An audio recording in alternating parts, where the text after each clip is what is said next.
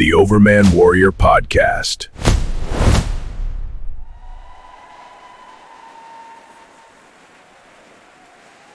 Rapid path and embrace!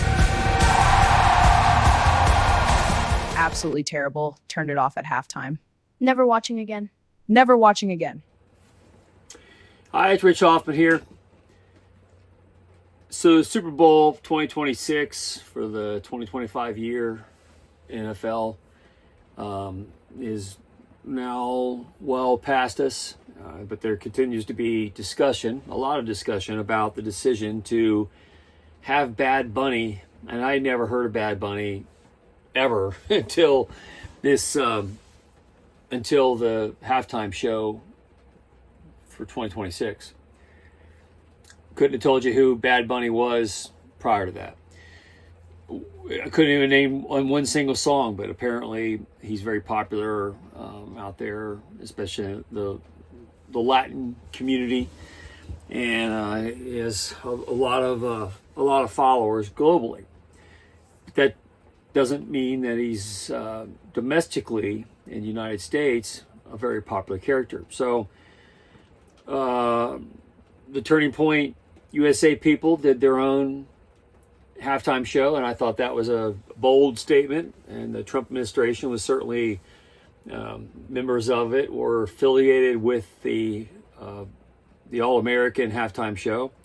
And when you saw the direction of where Roger Goodell was going with the NFL product, it was a justified reaction. The Turning Point reaction had to happen, and it's just where we're at in history.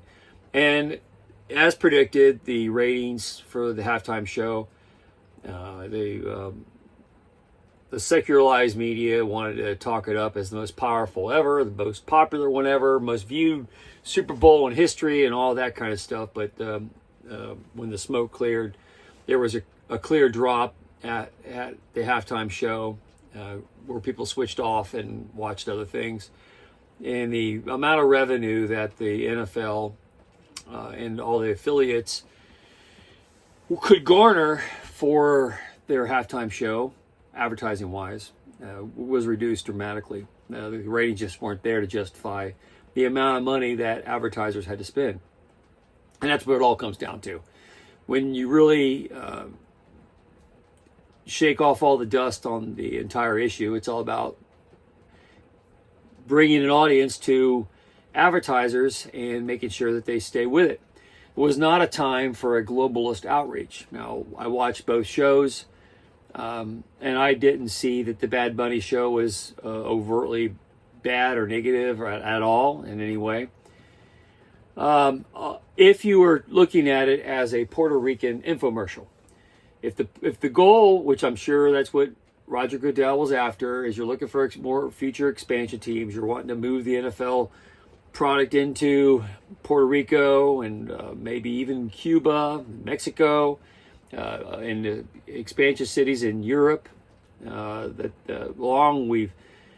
We as in America have been exporting in the NFL to other countries in order to make it more of a global affiliation. Because once you get outside the borders of the United States, people don't think much of football. They like soccer. And I've often talked about the difference between soccer and American football is the difference between socialism and capitalism. The games of our cultures often reflect the politics of our social systems. And soccer is very much a socialist game. The ball bounces around all over the place. You might go 90 minutes and not get a single score. The ball just might kick from one end to the other, and you only get a few shots on goal that entire time. And you get penalized if you're offside. You can't beat the defense. So the defense has to be there, so it represents a regulated government intervention when you get offsides in that game, as opposed to how it's measured in football. So there's a lot to parallels, and there's a reason why the world thinks differently about American football as opposed to soccer. And it's not just about outreach, but Roger Goodell is obviously looking to put an expansion team or develop expansion team ideology in Puerto Rico. And so he wanted to show the culture of Puerto Rico, like you would if you were going to the Travel Channel and looking at information if you're trying to vacation there. It set up the culture well, and I recognized it right away because I have a very good friend who is Puerto Rican, very smart guy, and his whole family is from Puerto Rico. Some still live in Puerto Rico, so I know the personality really well. I also deal with a lot of people who have offices in Puerto Rico, so I get a good taste of the culture. And right away, what I saw Bad Bunny doing was they were trying to use Bad Bunny's online presence, the billions of views he has on some of his videos, and translate that to the NFL affiliating Puerto Rican culture in a way that would appease them. But that was at the expense of the American market. So this is one of the mistakes that Hollywood made a few years ago when they decided they wanted to put the China market ahead of American markets. And they started announcing global sales on Monday mornings, domestic sales over domestic sales. And you would hear the China number all the time. And usually on a big budget film, it was $110 million you'd get from the Chinese box office globally. And you might get the same or a little bit more domestically. So it was I always thought it was kind of a small market. And Hollywood was always destined for this collision with their own cost structure model, where they could not sustain the union wages. It cost too much money to make movies. To pay everybody in the union wage brackets that they have, it's not a model that can sustain itself because your box office can't garner it. Hollywood tricked itself into thinking that they could get global sales over domestic sales, so they started steering the whole product in that direction, and then we saw what happened. Once you started trying to appeal to the world, you lost your American market, and the appeal to the rest of the world was they wanted a piece of America. So the more you watered down for their cultures, the more you watered down the American aspect of it, the less they wanted it. So then your global sales tanked. People lost interest in the product. Hollywood went woke, and they lost their the market foundation and trust in the public, from the public. So now they're trying to rebuild it. And all these independent studios are rising up, like Angel Studios, to fill that void. But it's never probably going to come back to what it was. Now you have all these streaming services, and the whole thing collapsed on itself and never to return, which is kind of a sad thing in itself. But I could have told them early 2000s and the 2010s, bad idea to neglect the domestic American movie market and start making films for foreign markets, China, for instance, and letting China decide how to censor a film, which is what they did. And then when they had input over what the film would be like, and they couldn't have certain kind of stories because you don't want to tip off that Chinese market, then the people in the domestic market didn't like it anymore. NFL's making the same stupid globalist push. They're ignoring their domestic market and taking it for granted and assuming that all of the Philadelphia Eagles fans are still going to tailgate starting Friday evening for a Sunday game while it's snowing and 10 below zero outside, and they're out there making s'mores around their RVs and the back the trunks of their cars, waiting for the game to start on Sunday. NFL is wrong to think that they'll continue to get that kind of engagement if they go to appeal to foreign markets. And clearly Bad Bunny was all about appealing to one foreign market.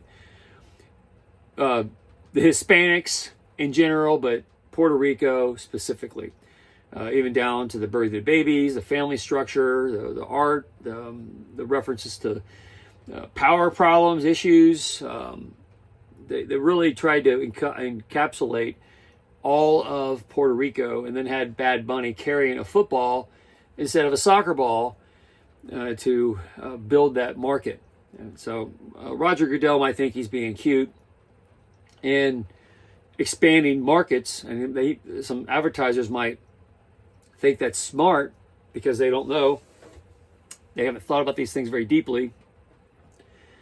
Meanwhile, they pay top dollar for advertising space that everybody flipped the channel off, and not everybody, but a lot of people, more than 10 million people, probably more than over 20 million people flipped the channel off and went over to the halftime show for Turning Point USA, which is at the height of their power right now because of the assassination of Charlie Kirk. Has a lot of people paying attention to it that probably wouldn't have otherwise paid attention to him. So it was a bad year to put Bad Bunny out as the headliner when it should have been something more akin to the domestic market everybody could appreciate. Because if you're not selling advertising to that market and they're turning the channel off, then who are you selling it to? You just charge a bunch of advertisers top dollar for something people are turning off the channel.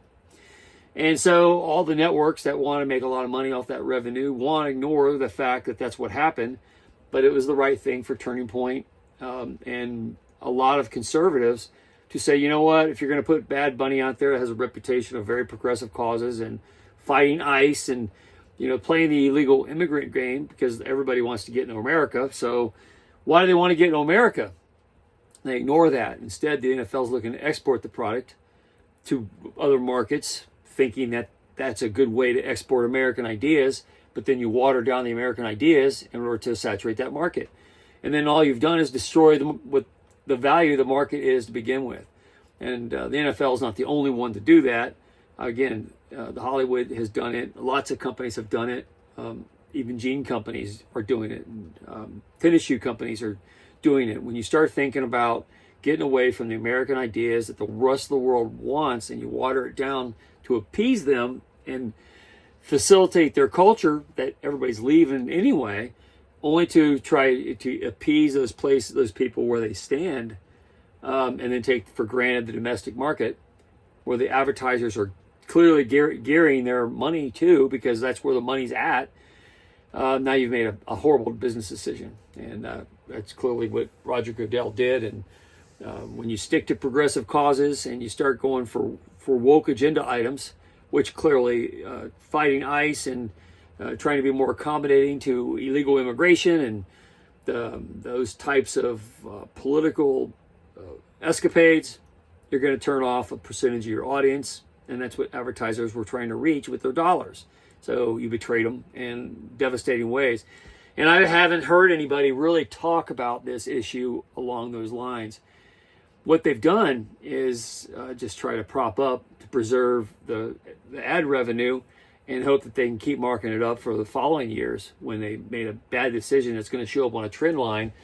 That's going to be very discouraging for the next Super Bowls. And I think they hurt themselves permanently, the NFL did. And that's under the leadership of Roger Goodell, picking the wrong horse to back. And it was a bad decision. Picking Bad Bunny was a bad decision. And I don't think they'll heal from it. That they're permanently damaging, just like Hollywood did, what the value of the product is, which is the NFL or entertainment in general. Now they've let all this betting in, and the accusations of rigged games is a very, very much on people's minds. And the referees this year in 2025, the 2026 year, didn't do a whole lot to help themselves get away from that accusation. Yes, in the Super Bowl, the referees did not call many penalties because they didn't want to be accused of tipping the scales in favor of some betting odds for that Super Bowl. But the cat's already out of the bag on that, and they already got caught kind of steering the game in a certain way to help get different kinds of teams in the Super Bowl, to help bring in different markets.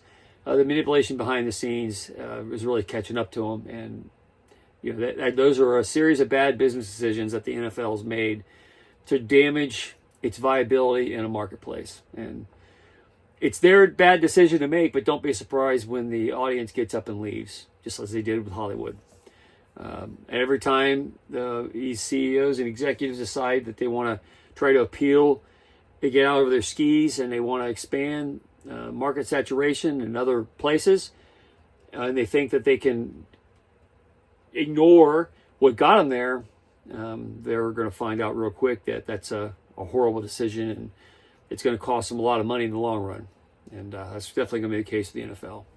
Bad decision to have bad money perform at the halftime. Horrible.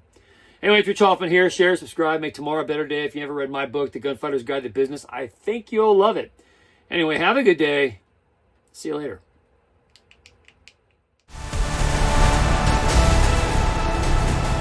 Thank you for listening.